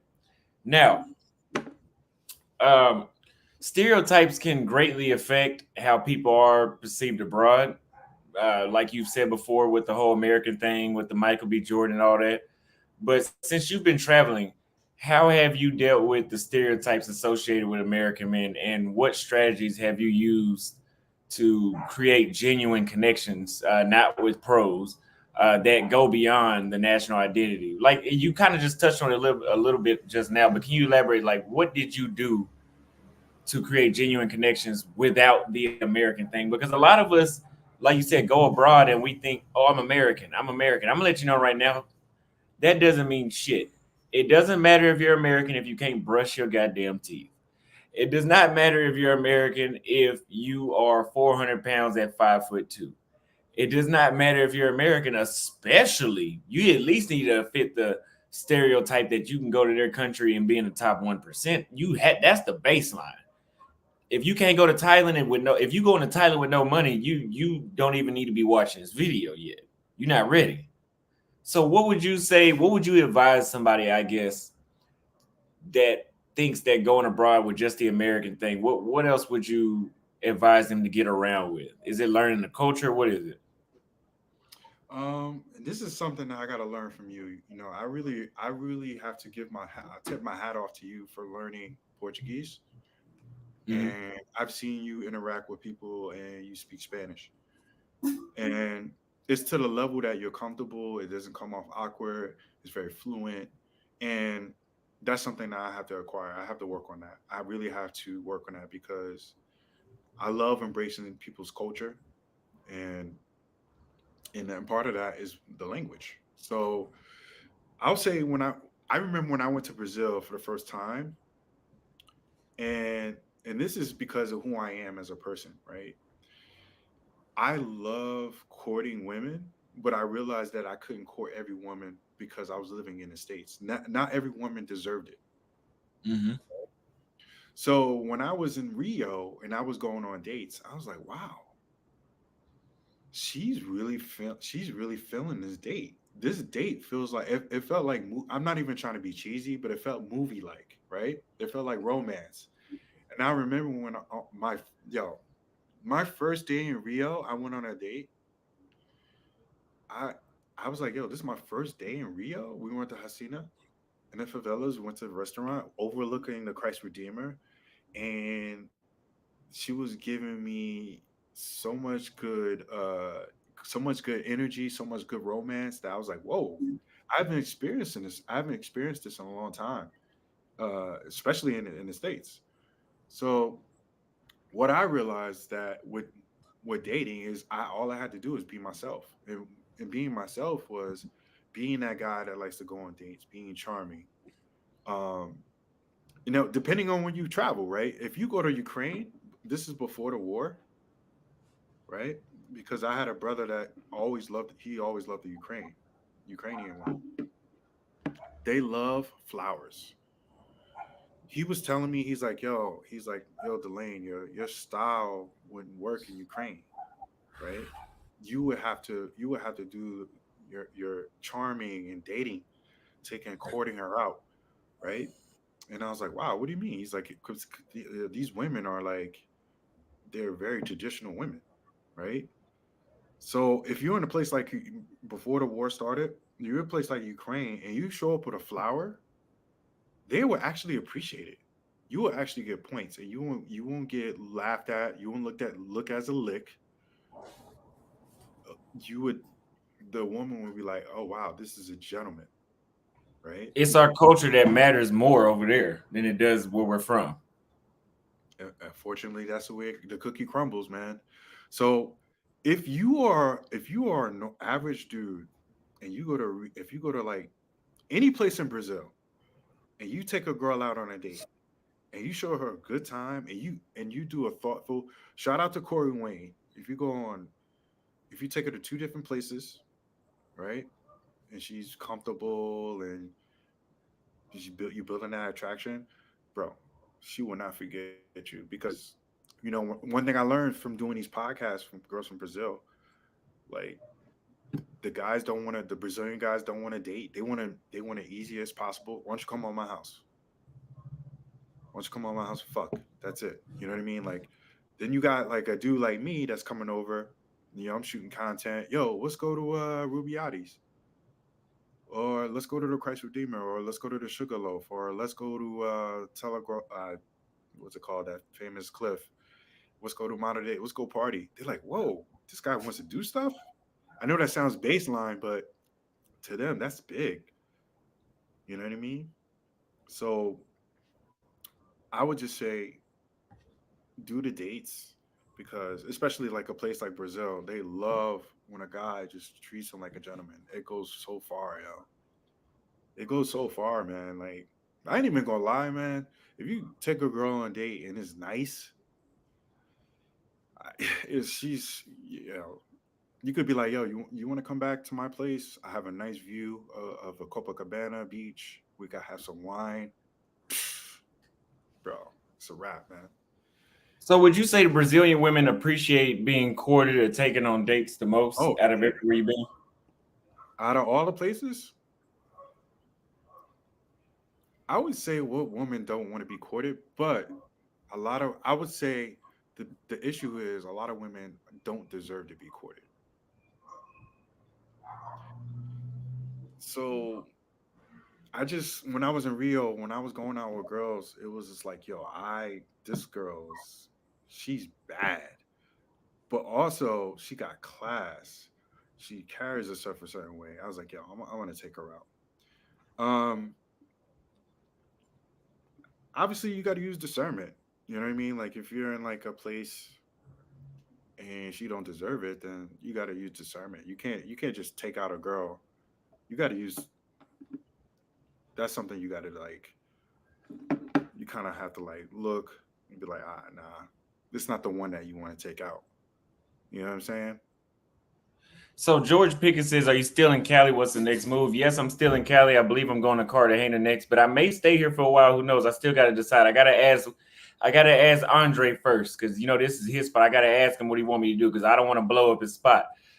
Unknown sent 10,000 Colombian pesos. Mm. He says you guys got to understand though. Some people pay for play because they're not trying to pump and dump good chicks out here. Too many Yeah. dudes do that toxic shit. Let me tell you something. Let Hmm. me tell you why that's irrelevant. Wait for this car. That shit's so annoying. I got my window open. But for example, the chicks, you're not gonna throw me in the pump and dump, right? Because I like to pump a couple times. I'm not gonna pump and dump you one time. Yeah. You know, I understand that droughts come worldwide. So Yeah, I for gotta sure. keep me a circle of women anyway. Right. And I'm not saying you're saying that towards me. I just want to clarify that. And I'm not the only dude thinking. Now I do know some dudes that do. They fuck one time and they're like, "Oh, I'm done. I'm done with her. I'm not going to answer the phone." That's a problem, even for the Yeah. chicks that want to be pumped and up. But to elaborate on that, most of these chicks that are letting you pump and dump them are running the field the same way you are. There's Oh, that's plenty of facts. Brazilians. You remember the Brazilian chick that got pregnant by two dudes at the same time and she had twins? What? I didn't hear about This that. That's this crazy. was when I first came out and I was really like promoting Brazilian chicks. And there was a story in 2022 that came out. A chick got pregnant by two dudes. She had sex with two dudes in one day at two different times. So we're not gonna make it seem like either you paying for pussy or you fucking over the chick that doesn't leave the library. We're not gonna, there's way more in between than that.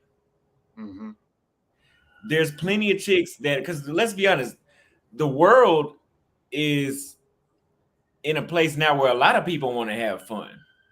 You know, Yeah. I don't see any these dudes that say, "Oh, I don't want to go to Senegal." You're not gonna be doing too much pumping and dumping in Senegal. You talking about a Muslim country? You're not gonna be doing too much pumping it. Why don't y'all go there? If you worry What do about you the good think? chicks, go there. And I can tell Well, you, in Senegal, I met chicks had on the hijab, all of that, and still had a dude in America and a dude in Senegal. She told me, a damn. Muslim. Yeah, Muslim is it's a different ball game, man. I'm not versed in that world. But that's a different ball game, man. We're not gonna make it seem like either it's, oh, we're running through the good chicks. We're running through the good chicks. Uh, dude, it's not prostitute or good chick. There's definitely an in between. Yeah, it's not black and white. So, what are the top countries for American black men in your opinion? Um, I mean, it depends on what you're looking for. Like, what are we talking about? Like, are we talking about to move? Are we talking about to vacation? Are we, you know what I mean? It depends in my experience. Each country gives you different things. So it's like it depends on what we're talking about, you know? Because I know between me and you, we probably cover 30, 40 countries. They all offer different things, you know? Well, what would your like? I'll break it down for you. So, Okay. what would your uh? I'm gonna do a few things. What is the best country in your opinion for a Black American man to become an expat? To come an expat? Whew, man. See, But that's the it does thing. go down to preference. It goes down to preference. Yeah. See, the thing is that I'm getting to that type of content because, you know, once I start traveling, then I can get back to that. But you know what? I actually got almost got married to a Swedish woman, and I almost stayed in Sweden. It's a great life. It's not a lot of crime. You can meet a good woman out there. Um, but that's not my top though. That's not my top. See, the thing is, like my tops are fun, are just for fun. Like Brazil, but then again, I can see myself living there. Also, Australia, just for fun. Mexico, I could actually live there. You can find some great women in Mexico. Um, Mexico City. Uh, I will say after the pandemic, a lot of places in Mexico sprouted up as I would call it a Medi effect, right? Like Playa del Carmen, Tulum. It's just Americans there. You don't even see Mexicans, and if you do, they're like, you know, they're not in the touristy spots.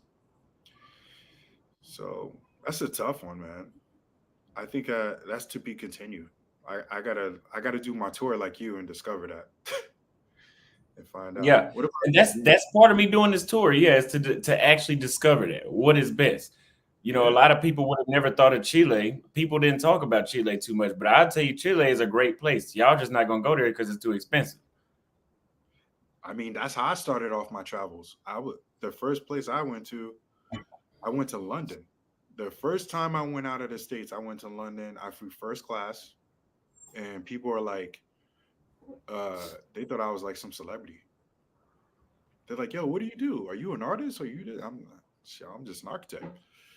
Uh, and then I went to France, not a cheap place either. And then I started going to Australia. I went to Australia. Australia is not cheap. So I started off with going to places that's not, as they say, not cheap. So, once I got to Mexico, I think that's when it changed everything. I was like, yo, I get it. I don't drink, but when I was like, I can get a shot of tequila for 50 cents. You know what I mean? I started speaking Spanish. I was like, see, amigo, see, papi, you know? And the tacos, everything was so cheap. I go on dates, so cheap, so affordable. And I started looking at New York, and I'm like, yo, what the hell am I doing here? I need to go to Mexico. Spend Spiritual. that money. Sorry to cut you off. Spiritual Talk podcast said, Austin, can someone live in Chile or is it more of a pass by place? Chile is a place you can live at. If you guys have been in my email list, if you have bought my guide to moving to Chile, all the research I did Nairobi and I did Santiago, Chile. And if you guys have bought, and I did the whole Chile because Yeah. The whole Chile is pretty much good from what I can see. Nairobi is pretty much the only place you want to be at in Kenya. But Chile is a place where you can live off of, for a single man, you can live for $1,300 a month there. In Santiago, if you find the right place. Where I was at, that was not the case. It is more expensive when it comes to buying food and all that kind of stuff, Yeah. but there's more benefits. I mean, if you enjoy everything working, if you enjoy unlimited data plans for tourists that they give you at the airport, if you enjoy sophisticated women that are full, well dressed, and I guess if you want a working girl, it's so the other women are so sophisticated. The working girls have to have upkeep to look just as good as them, versus you go to these other places y'all go to, and they'll give you bed bugs. They'll give you bed bugs on your crotch. If you want to be in a place that is not for the average traveler and you want to stay there and you actually want to move to another country, Santiago is a place for that. I wouldn't, if somebody told me, oh, I've been out the country, but I've only been to Medellin, I say you ain't been nowhere.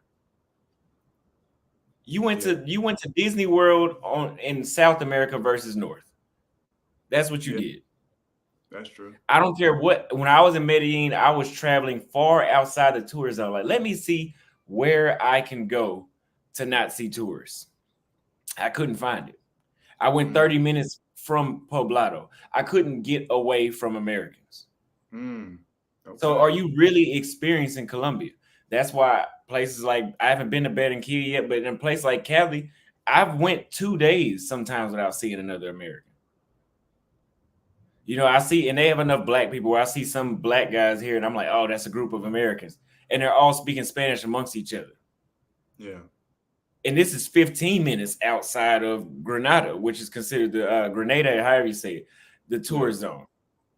So Santiago is a place just like that. If you want to move to another country, but you don't want to sacrifice too many working conveniences that we have in the States, Santiago is a place for that. And if you want to learn more about Santiago, go to theaustinholloman.com or sign up for the Patreon where I give you guys discounted information on Santiago. But Santiago is a great place. Santiago, Uruguay, you want to go to a place where you're not going to see Americans, go to Uruguay.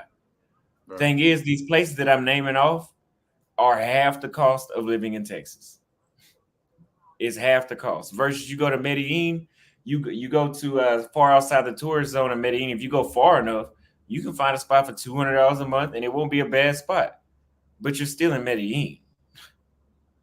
Mm-hmm.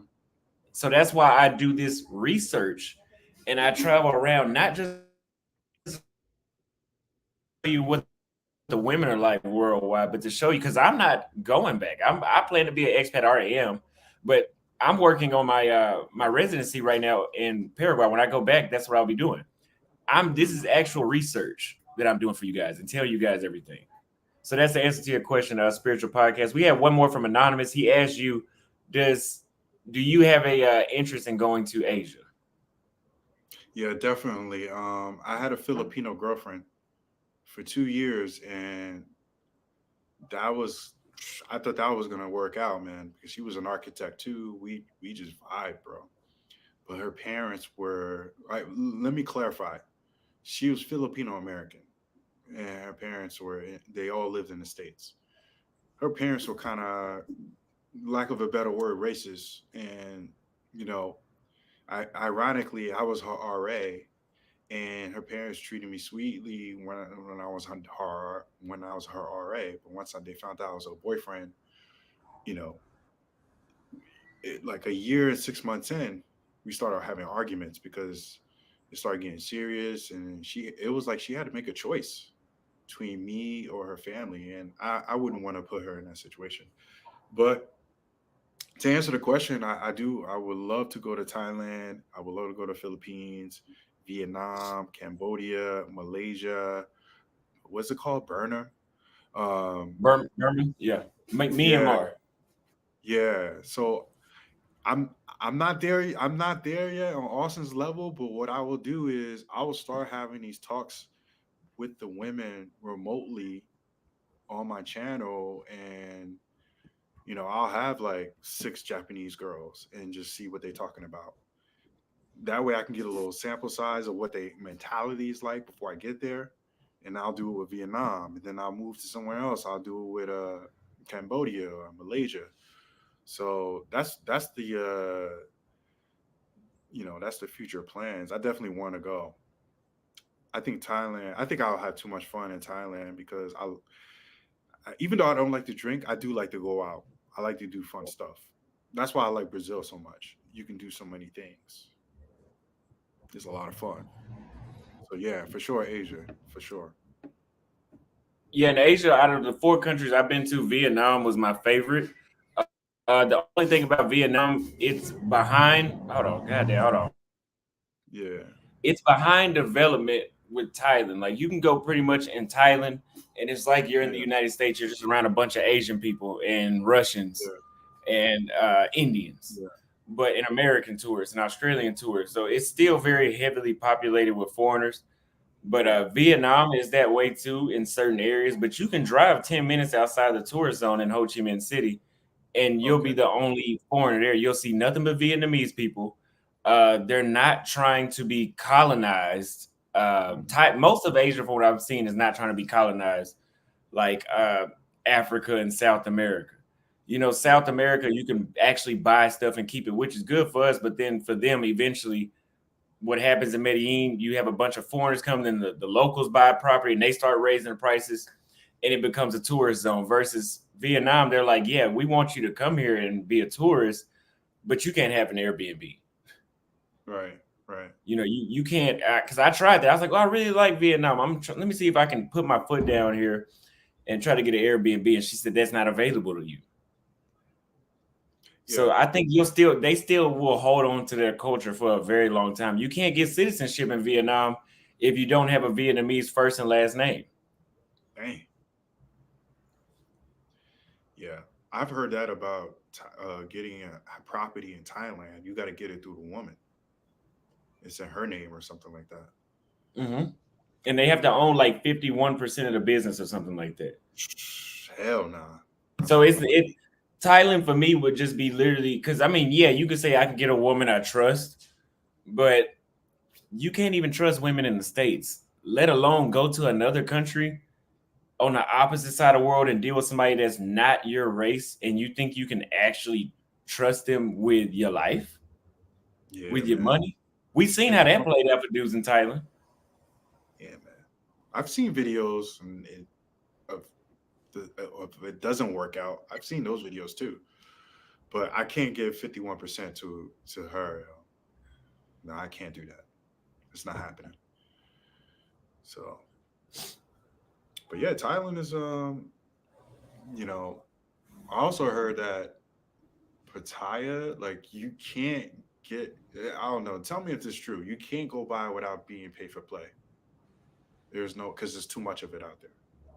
In Pattaya, I said that you Oh, can, right? You would have to stay for a while, but here's the thing.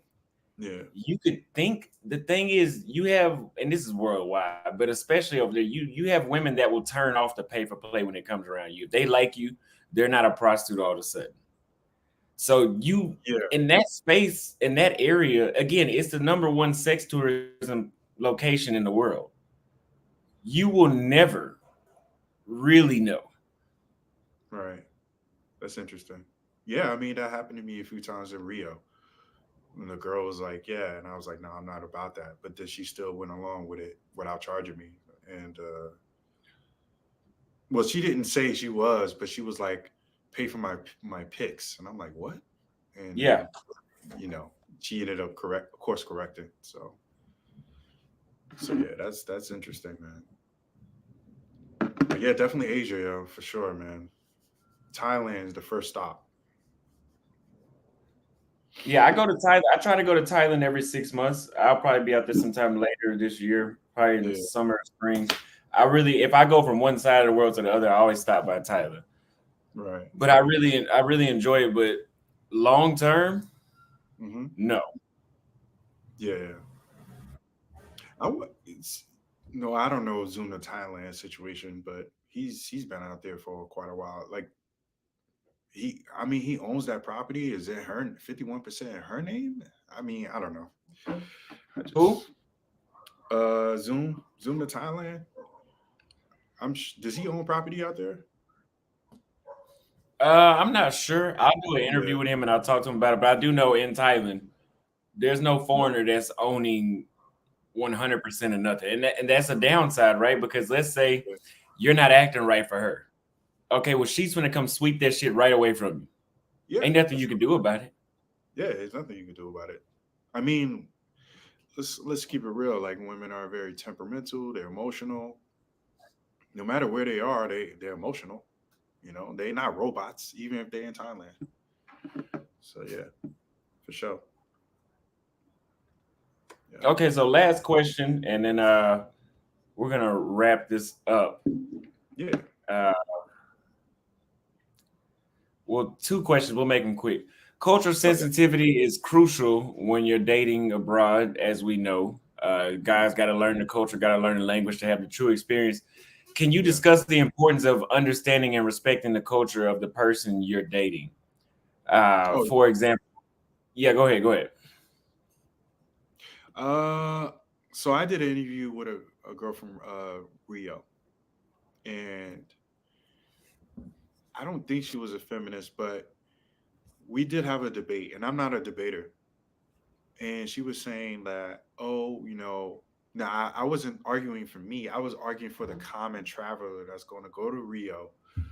Like, sure, no, learn some basic stuff, right? Learn how to say hello and thank you. And I was like, you can't expect a common traveler to fully immerse themselves in your language if they only going to be there for 2 weeks, right?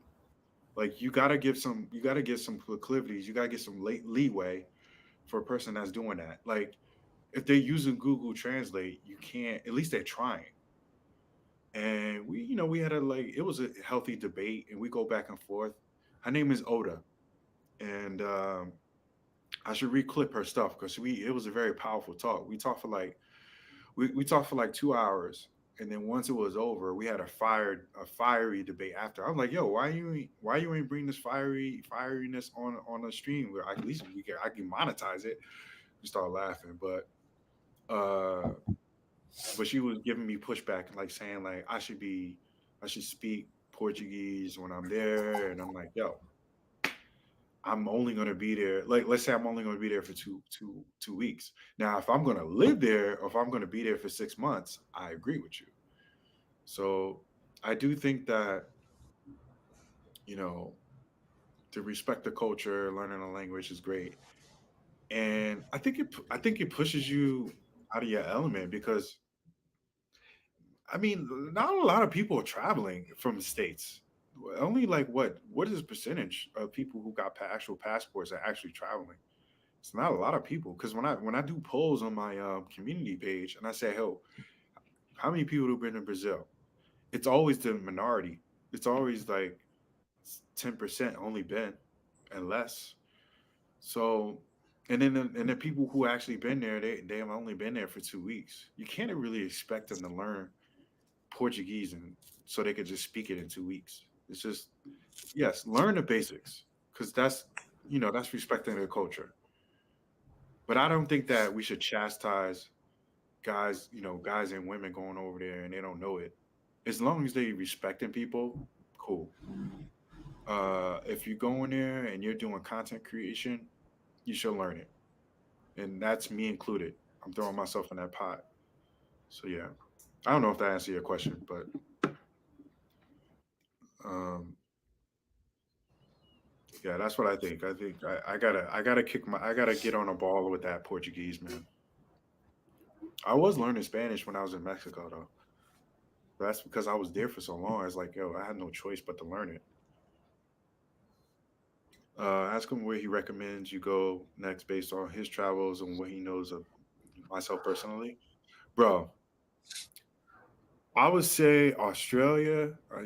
They people say it's like America, but if you go to Australia, let me know. I'll come with you. You know what I'm saying? Um, where else? I would say Greece in the summer. Oh wait, did we lose him again? I think we lost. I think we lost him. Guys, throw one in the chats if you can't. Oh, well, I can't see Austin, so I know you guys can't see it. But if you guys can see me, throw one in the chats, and then I'll do a quick plug again, guys. Make sure you check out my channel. It's called No Reservations. And then if you can't find it, hit No Reservations Brazil. I'll definitely pop up, and I'm actually gonna see where Austin is because there he is. Okay. Where did we leave off?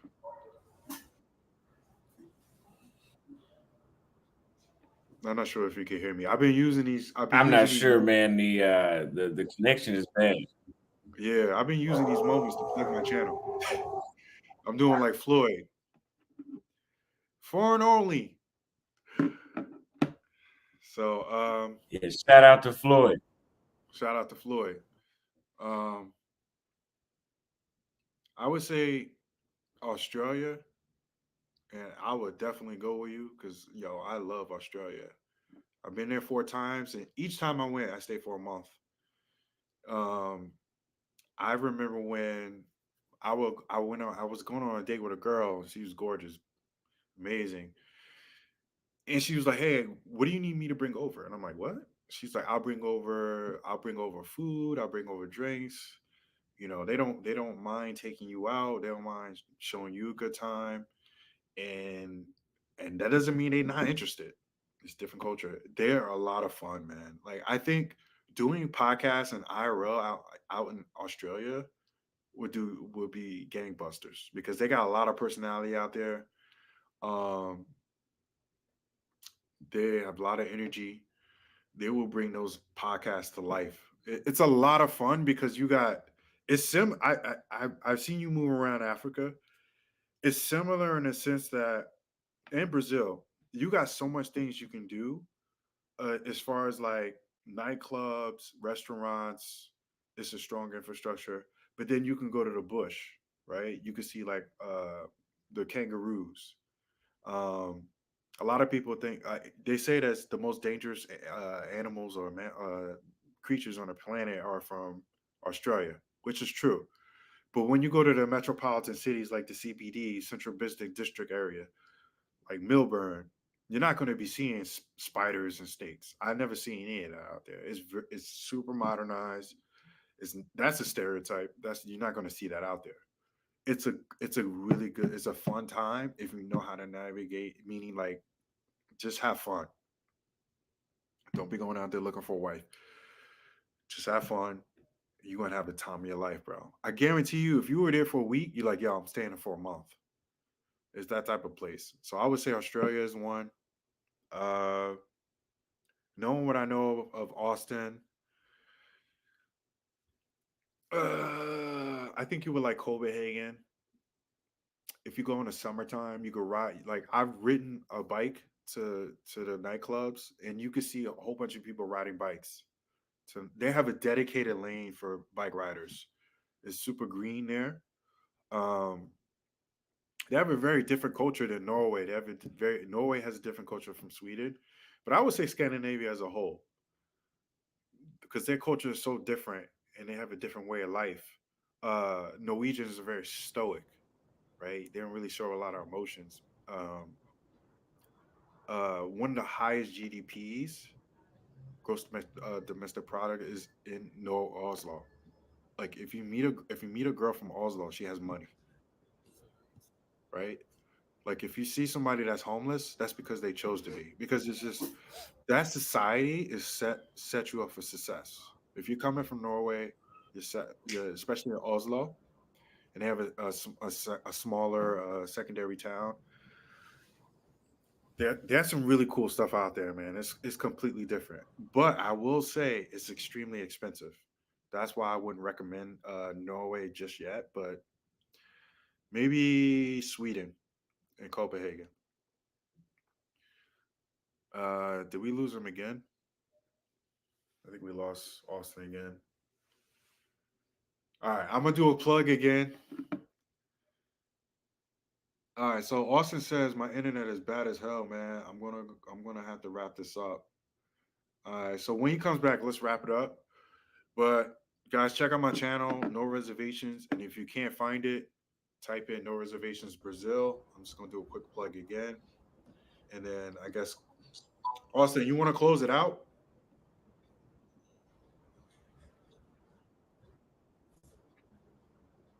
You want to close it out? Yeah, man, the internet is horrible, man. We're gonna have to wrap it up. Just say anything else that you have to say to the audience, because man, this I'm gonna have to go somewhere else next time to do this stream. I'm looks like I'm gonna have to go to Cartagena, just move Airbnbs. Okay. Yeah, I'm gonna be in Rio soon. I'm gonna be doing a live IRL streams, multiple nights. I'm gonna be in the field doing vlogs. I'm gonna be tapping into the culture. Like for example, I'm gonna meet up with a samba singer. She says she's gonna show me the real Rio. So I'm gonna be doing things that hopefully no other content creators have seen.